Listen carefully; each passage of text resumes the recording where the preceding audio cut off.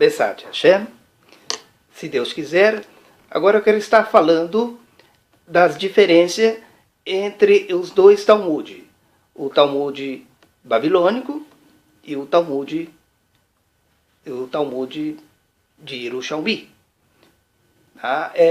Aqui eu estou citando o texto, estou citando alguns comentários do autor Saul Lieberman, de bendita memória.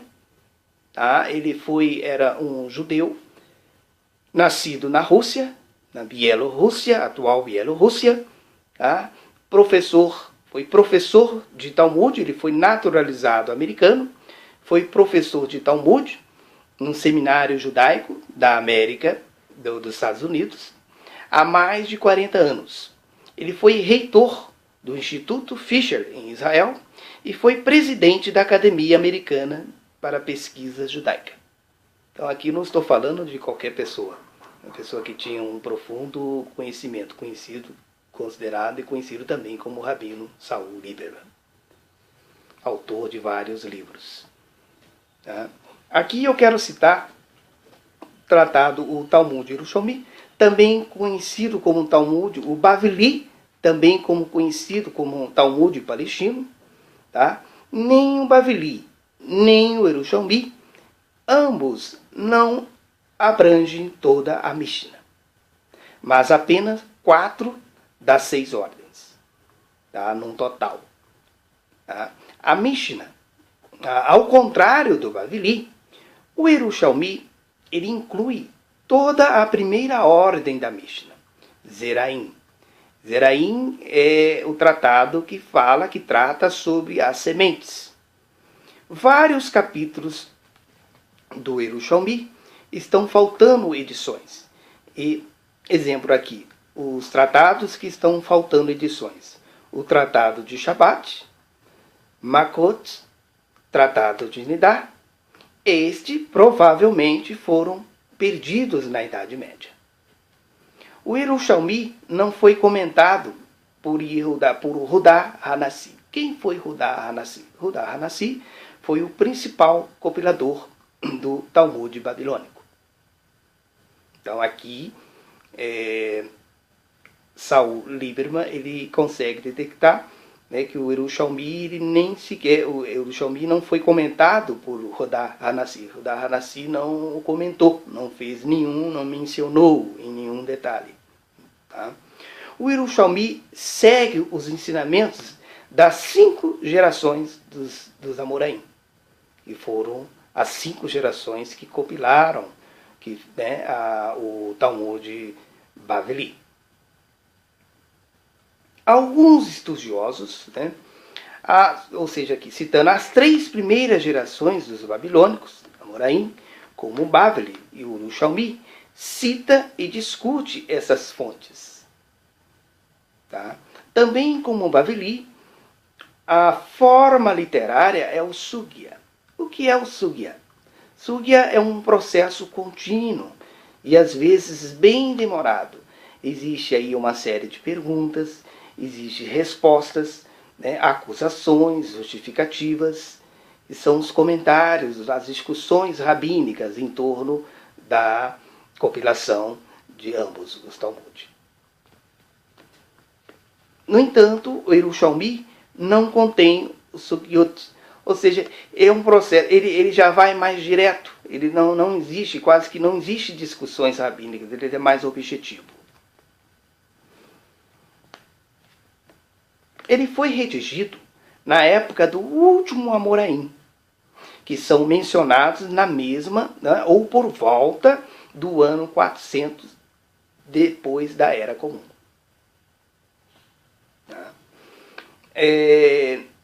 Os documentos que provam onde foi redigido, o Talmud Yerushalmi, não existe nada que prove, mas pode-se afirmar, comenta-se que acredita-se que ele foi as 3 grandes cidades onde existiam as 3 grandes academias judaicas, na cidade de Tiberíades, de Séforis e Cesareia. tá? Ali onde, logo quando Jerusalém foi invadida por Roma, tá? Os grandes mestres, né? Os grandes Ravi, os judeus, eles se refugiaram nessas 3 grandes cidades da região, onde ali eles puderam compilar para que não caísse no esquecimento, né, para que exatamente temendo, né, a dispersão, a diáspora, né, e caísse no esquecimento. Então ali eles resolveram escrever, né, colocar na escrita as alahots, né, as leis judaicas. O Bavili é mais extenso, mais explicativo em interpretações. Inclusive interpretações muitas vezes forçadas do texto primitivo, ou seja, onde há ali várias discussões, cada um com a sua opinião, né, de alguns trechos, né, alguns textos primitivos. O idioma aramaico do Bavili diferencia do aramaico do Yerushalmi. Ambos foram escritos em aramaico, tá? Mas há diferenças entre a linguagem do Bavili, que é mais familiar para a maioria dos estudantes do Talmud.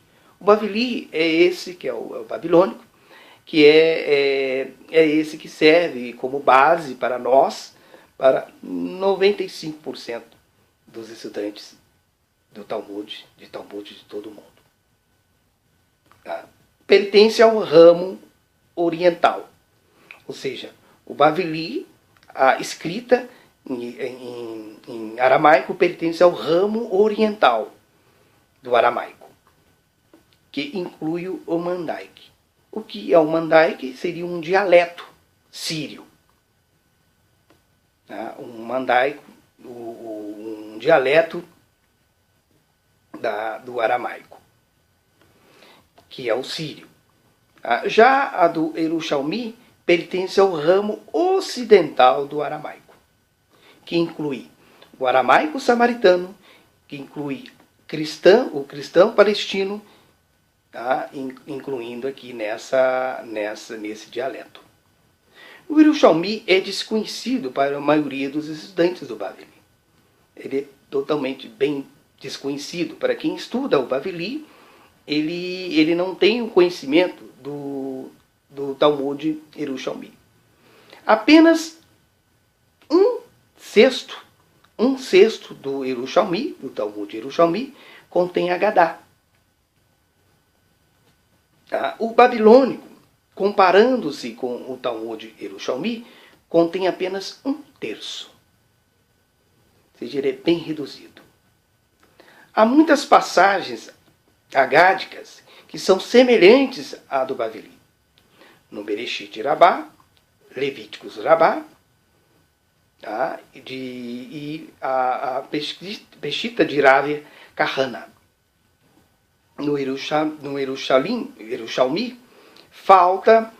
a falta de demologia, ou seja, Midrashim que fala de demônios, que cita demônios, que nós encaramos como Midrashim, como fantasioso, como metafóricos.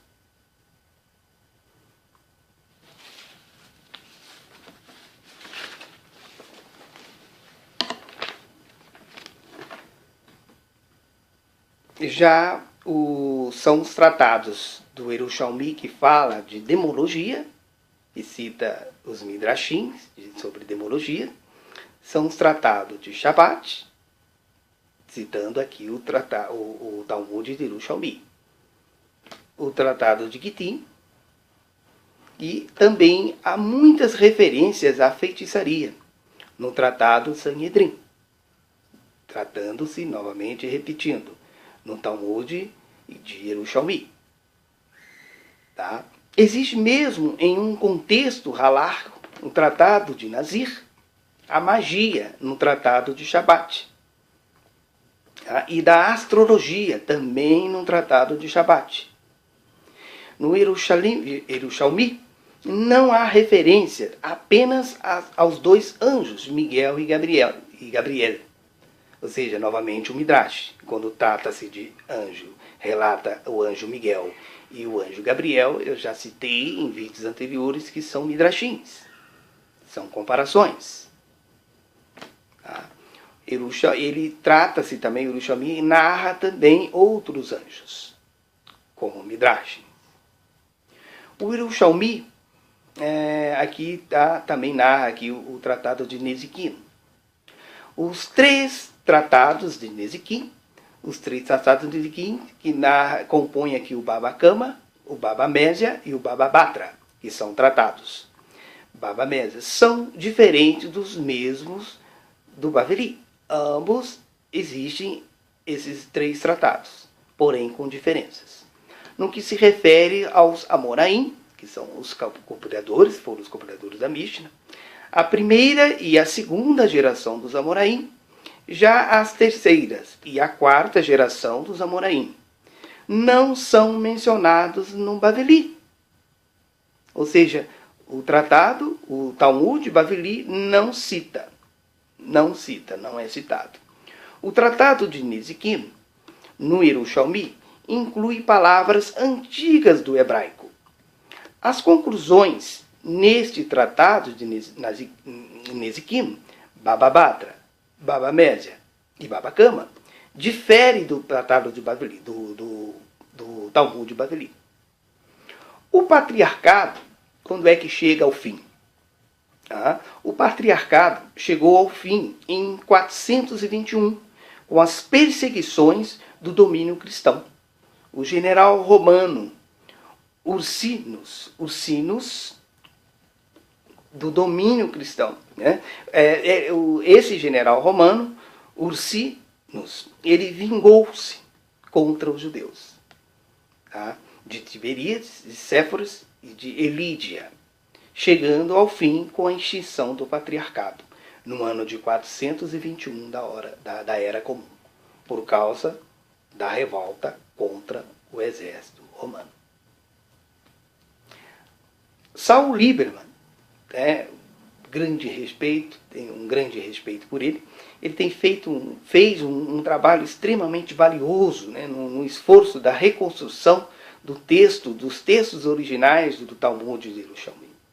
Então, ainda é recente, eu estou procurando me aprofundar cada vez mais e vendo ainda as diferenças existentes entre as duas Mishnotes, os dois tratados, os dois Talmud. Tá? E mais à frente podendo citar uma a uma todas as diferenças que existem entre ambos os dois Talmud. É importante para a gente nós possamos ter uma compreensão melhor de eu saber diferenciar um do outro. Tá? Que eu possa estar aprendendo, Besat Hashem, se Deus quiser, né? E dividindo com todos as pessoas, os telespectadores, né? As pessoas que me veem, que assistem o vídeo, o conhecimento que eu possa estar dividindo. Tá? Besat Hashem, se Deus quiser, até a próxima semana. Tá? Toda Rabá, feliz Shabbat Shalom, Lekulam, Lehi Traot.